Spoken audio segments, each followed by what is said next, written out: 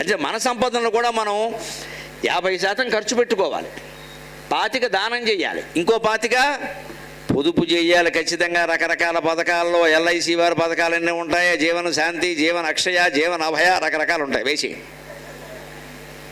ఎందుకని భవిష్యత్తు ఎలా ఉంటుందో తెలియదు. ప్రతి నెల ₹1,00,000 ఆదాయం ఉండేవాళ్ళు 25,000 పొదుపు చేశాడు అనుకోమ్మా, నెలకు 25,000 ఆలోచించండి మీరు. ఎంత అయిందండి? ఏడాదికి 3 లక్షలు అయింది, 10 ఏళ్లకు 30 లక్షలు అయింది. ఎందుకు వస్తున్నాడు దరిద్రం? అసలు మనకు పొదుపు చేసే అలవాట్లేదు. మనం ఏం చేస్తామంటే ఈ 1,00,000 కాదు 2 లక్షలకు సరిపడా ఆన్లైన్లో అమెజాన్ కొరియర్ వాడిని రప్పిస్తాం.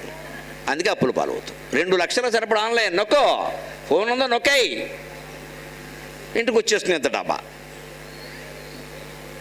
ఇదివరకు దుకాణాలకు వెళ్ళి కొనుక్కునేవాళ్ళు, ఇప్పుడు అక్కర్లేదు కదా, నొక్కేస్తే వచ్చేస్తుంది. తర్వాత నొక్కుతాడు బేక.